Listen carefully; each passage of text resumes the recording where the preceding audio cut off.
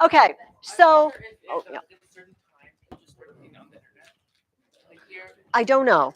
I have heard that the internet is not the greatest here. Okay, so next week's that Jesse already knows about imitation is much shorter. And I am particularly proud of my example. I urge you all to read my example because I just was in fine form that day, I feel like. So it kind of makes up for the super long Jungle Book one that I just had you do. Please do that for next week. You know, we have this week and 2 more weeks, then it's the Scole break. And this is perfect because we will finish the Divine Comedy and then go to break and then come back for the Canterbury Tales and some Shakespeare. So point being, you only have 2 more of these to write. So if you're hating it, you know, 2 more times. If you're liking it, I'm sorry, only 2 more times. I can't change that. What are we doing when afterwards? I don't know. This is my magic packet that tells me, but I planned it so many months ago. Oh, some summas? Oh, we're doing a comparison of 2 characters from the Canterbury Tales, it appears. It will be fun. This is a good attitude. This is the art. I brought in 2 different arts. Yes. So we're gonna switch the order a little bit. I decided to bump the prince for you guys. It was either bump the prince, bump Hamlet, or only get half of Henry V. No. So I felt like we're so reading Hamlet and Henry V, and then the prince can be optional, you know.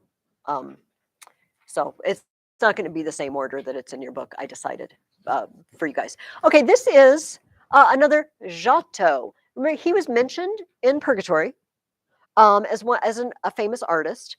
And I'm not going to pass this around because of time constraints, but I'll put it here. This is Jesus has been taken down off the cross, and Mary and the disciples are mourning over him. The thing I love about this is the angels are all going, oh, oh, oh, yeah, and they're all each one has a different look, and I think it's really amusing. It is again highly probable, possible that Dante saw this, you know, while Giotto was still alive when it was new.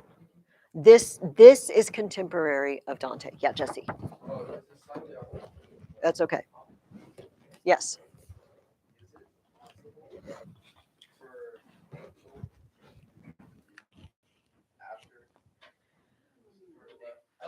This is a very deep question. I've got insight from our just curious our youth pastor. This might be the ignorant question. No, let's hear what Karsten's youth pastor has to say. From what I've heard from our high school youth pastor, as far as he knows, it happened once when Satan fell from heaven, and hasn't happened since. The church fathers said that it happened almost instantaneously. Like their natures went bad. Like it didn't last long. That if they were going to go bad, I would concur. I mean, the church fathers would concur with Karsten's youth pastor. That they don't. That now, if the change was going to happen, it happened almost immediately. And then the ones that stayed are solid. But if we take Jesse's question, I mean, is it conceivable or possible? I don't know. That we're not revealed. That's not revealed to us. But it seems like that they would have already if they were going to. Also, at this point, I'll throw this in, Jesse. Why switch to the losing side? Like they, you know what I mean? Like, oh, that ship has sailed. I don't feel like it's going to do you any good. It's fair, but I mean, why do people nowadays switch to a losing side? Well, this is true. This is true. Okay, thank you, Jesse. This is an interesting question. So then I brought this in. I like that response. So this is an actual translation by Longfellow, Henry Wadsworth Longfellow of "Listen, my children, and you shall hear of the midnight ride of Paul Revere" fame. He did a translation of the Divine Comedy, but that is not why I brought it in. I brought it in because of the illustrator. Now, I'm probably butchering this guy's French name, Gustave Doré. I've always called him Doré. Don't know. He did pencil sketches, and this was in the like early 19th century, early 1800s, right? And he did tons of illustrations for books. And that's what he's largely known for. But his Divine Comedy illustrations are, I want to say, the bomb. They're the best. It's actually the front of your book. This is Gustave Doré. If you look on the back, it says, well, I've got a sticker over it. I don't know if it says on the back, lower back, who, cover art by, or sometimes it says in the front, you know what I mean, on the back of the title page, and it will say cover art by. It's colorized, for your book. But this wood engraving. So again, I said pencil sketches. That's a lie. Wood engraving. He cut out of a block of wood everything that's white, and he left behind everything that's black, and printed it. What? So I'm not going to show you every picture in here, obviously. I tried to find a couple. Oh, here's a double. Here we have Virgil leading him, and these people aren't wearing clothes. Let's just not go there. Okay, how about this is Satan kind of hunched down in the ice, munching. Again, imagine carving out everything that's lighter colored and leaving behind everything that's darker colored. So again, if you Google Gustave Doré, all these pictures would be on the internet, like if you Divine Comedy. But if you want to glance through some of them, before you leave, have at it. Yeah, she did. I brought that in for you guys once. She did it wasn't woodcut, it was a linoleum. Okay, let's talk about paradise. I wanted to mention a couple of things before we get started.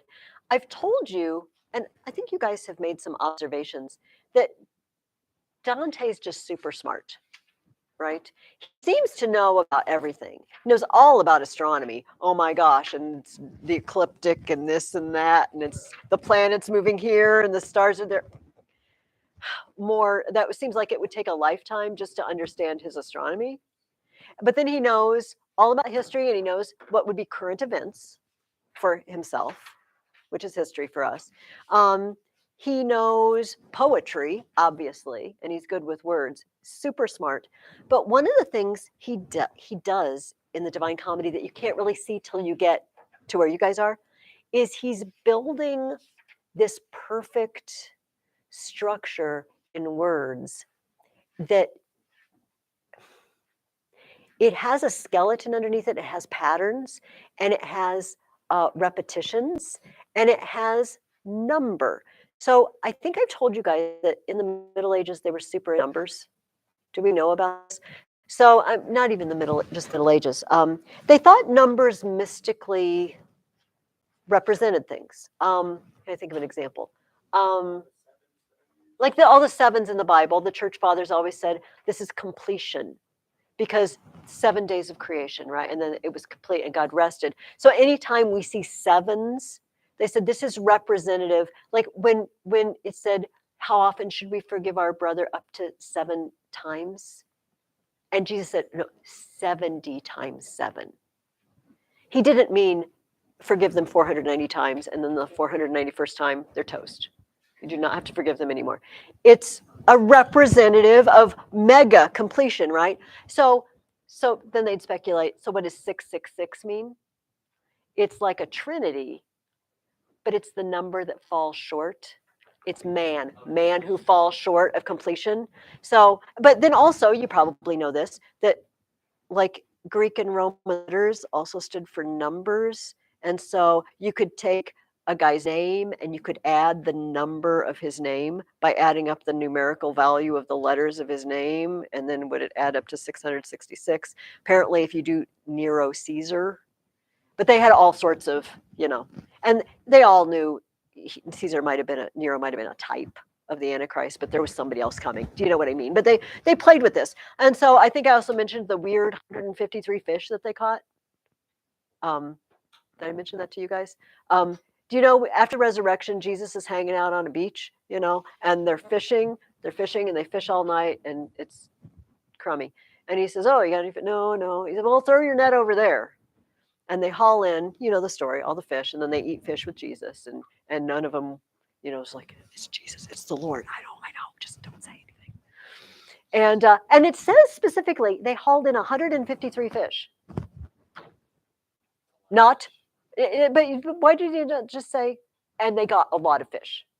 And the net was really full. No, 153 is so specific. So the church fathers were like, oh, what does 153 mean? So Augustine has this big long, I don't even know what it was. I mean, it's very complicated.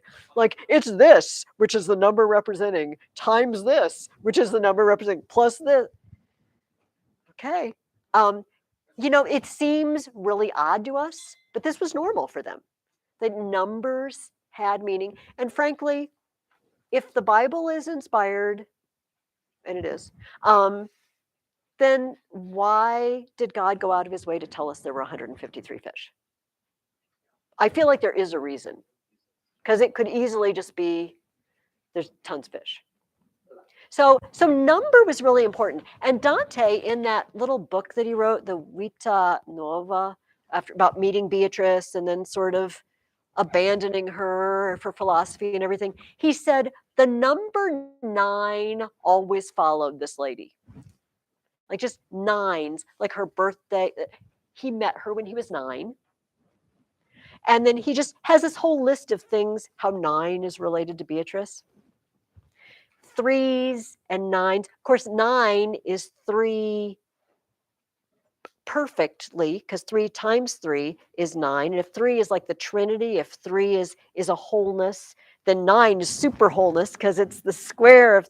So this is how they thought about these things. Yeah, Karsten, what were you going to say?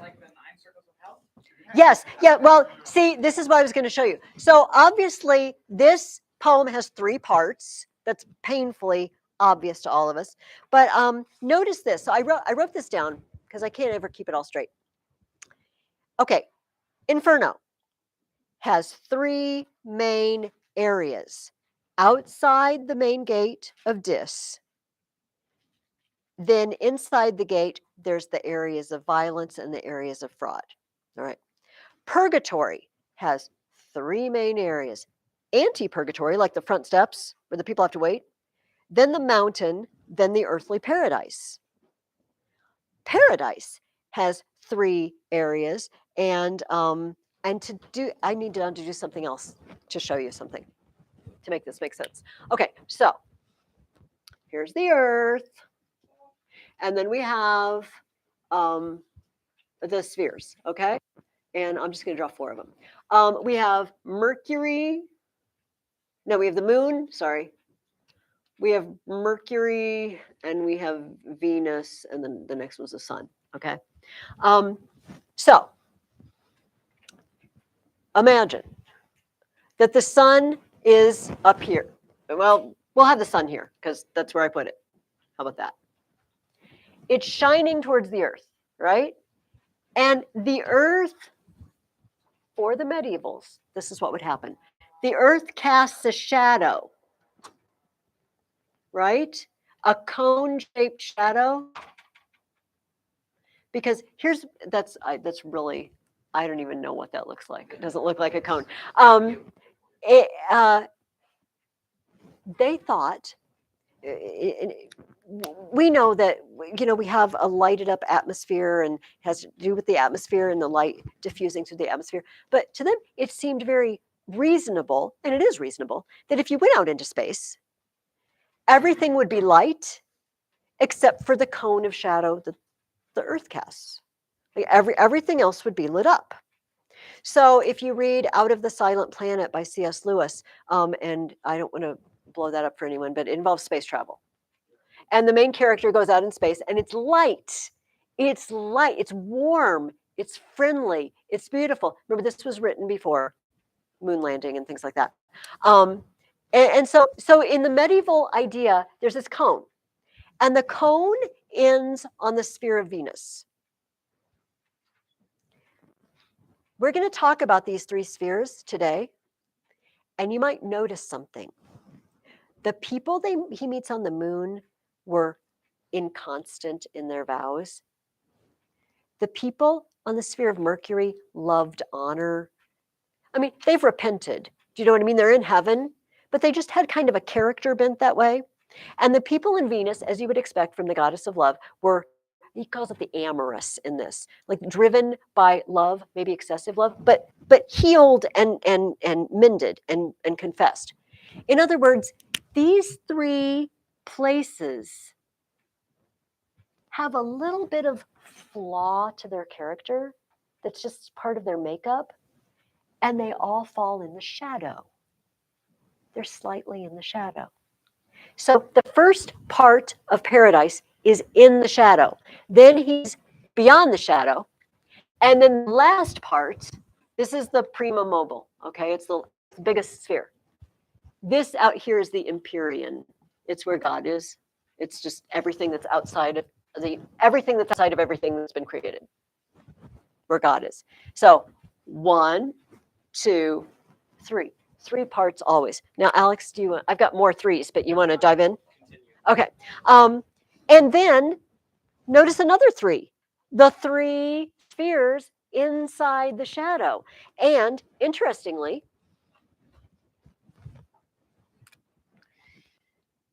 I'm going to say it wrong if I don't look at my notes.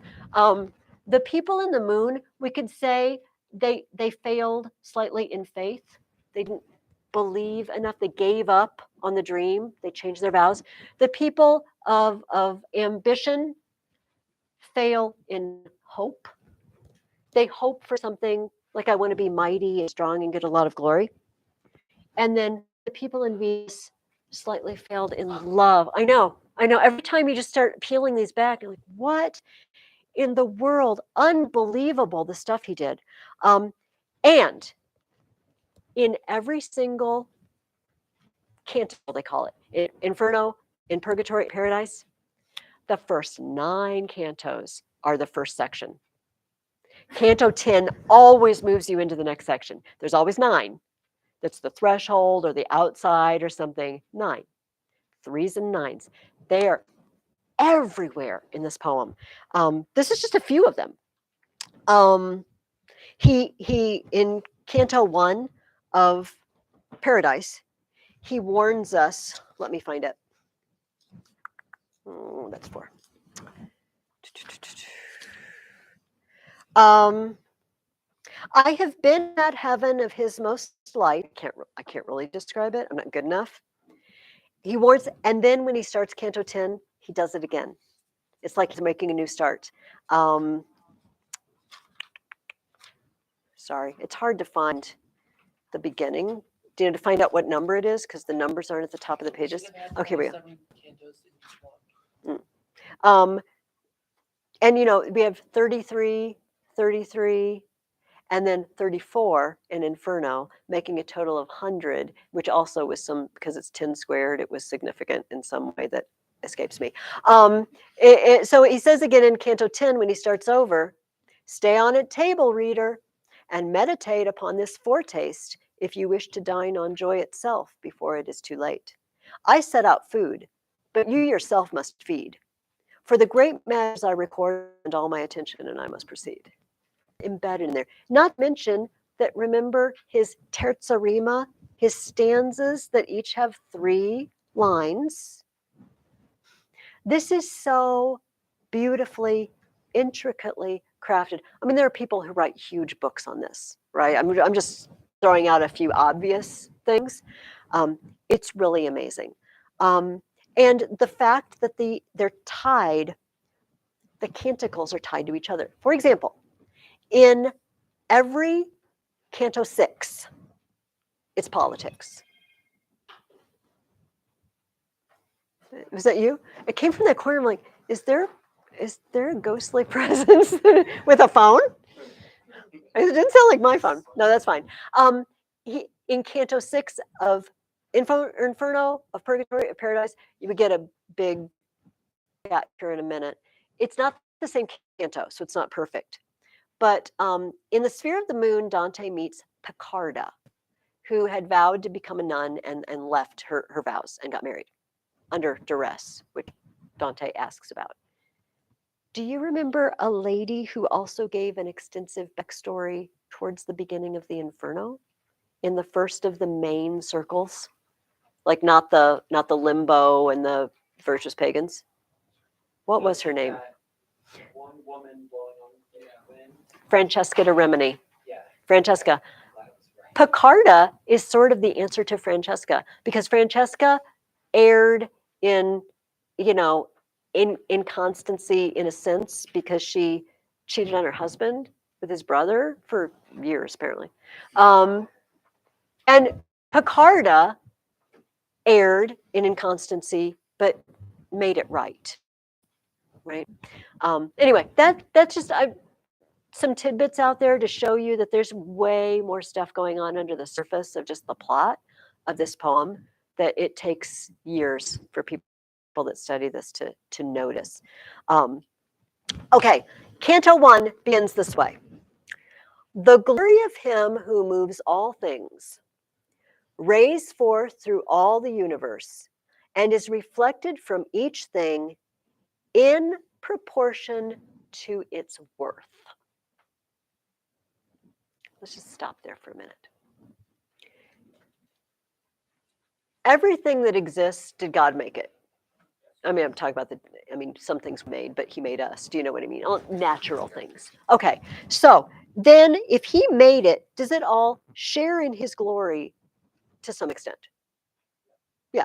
The heavens declare the glory of God, says the beginning of one of the Psalms. So everything, those trees and the grass across the clouds and everything, reflects the glory of God. But Dante says right at the beginning of the Paradise, in proportion to its worth.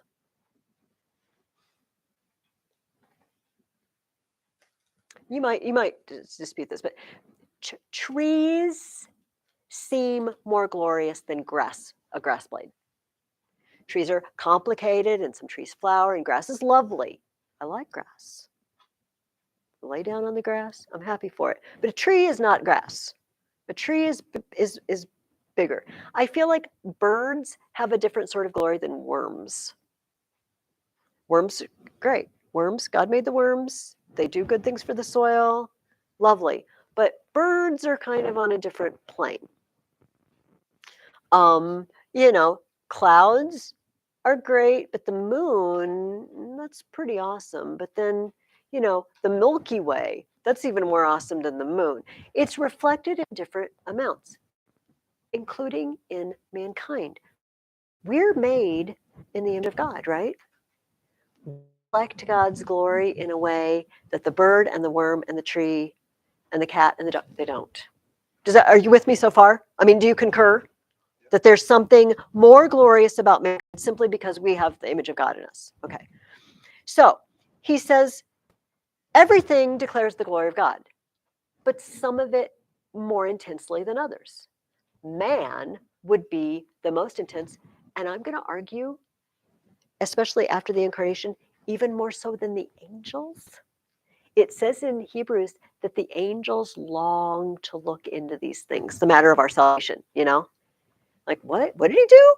He became one of them? What? And now he's always one of them? Yeah. He didn't become an angel. He became a man. And he will be forever a man. Got that body forever now. So we have something that even the angels don't get. We get to be like God in a way they will never be like God. Someday we get to be like that. So we even have a higher level of glory in our eternal state than the angels. Yeah, go ahead. It's a crazy thing to think about because we feel like the base of the mind and stuff, our worthiness, but it's crazy how intricate like everything is, especially our human bodies physically, but also mentally. How mentally, like the amount of mental structure there is, and spiritual structure, like salvation. Yeah. Man, salvation blows us away. Nobody even can really agree on what salvation truly is. Yeah, it's well, I presume that we will spend eternity learning more and more and more about all these things, but of course we'll never know it all because we've got to be God. But so now, like you're all with me, like yes, Mrs. Ferguson, gotcha. Now here's where Dante might lose us at the next step. What? No, no, he does lose me. Like, okay, I cannot keep track of all these Italian people. I don't know what they did, but it was all bad. Everything they did was bad, and there was a war and people died. That's my knowledge of Italian politics. Now, here's the thing. I'm not going to state this as a fact, although I do believe it's true. But I will just posit it as Dante's hypothesis. Not all human beings reflect the glory of God equally. And I don't mean because some of us are more sinful. I mean because we're created differently. Now, this is the point where our lovely Democratic Republican sentiments sort of, no, no, no, we all need to be equal in heaven. And Dante said, no, we don't. No, we don't. The angels aren't equal.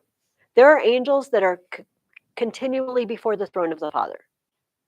There are angels who get sent on messenger missions. Do you know, Gabriel is like, he's a messenger angel. Like the ones that we see are not the always in the presence of the Father. The seraphim, you know, many-eyed, wings soaring aloft. You know, the picture that Ezekiel sees, and in Revelation, with you know what I mean, with the wings and the eyes. You got it. But Gabriel comes, and everybody's just, they just come and you fall down on your face, right? This is the first thing that people do. You fall down on your face. They're not even the best kind of angel. They're not even the high, they're just the run of the mill, like the mailman angel, and you fall down in front of him. So what's the seraphim and cherubim like? No idea. So we know Daniel prays, and he has a dream, and then he prays for an interpretation. And finally, Michael comes and he says, yeah, well, I started out the minute you started praying, but I was detained by the Prince of Persia. Like, and I don't think the Prince of Persia is a human being. I think it is an angelic personage, a demonic personage who had charge of Persia. And it was fighting Michael to stop him from coming to Daniel to answer the prayer. Yeah, look at me, Daniel. Daniel. He says, I was detained for 3 weeks by the Prince of Persia. Like, what in the world is going on? But apparently there are powers fighting each other, and some of them are stronger than others. Like, there's hierarchy. I know. This is fun stuff, right? Um, so so likewise, Dante is taking a clue from this, a cue from this, and saying, we are not all created equal. Now, in some ways, we're fine with this. I'm gonna let, before Rhett forgets, I'm gonna let, also, you had your hand up for a while, so I'm gonna give it to you. And I'll keep going. Everybody's cup is gonna be full, but they're different sizes. And so we're gonna do it. Yeah. Yes, yes. This one holds more than this.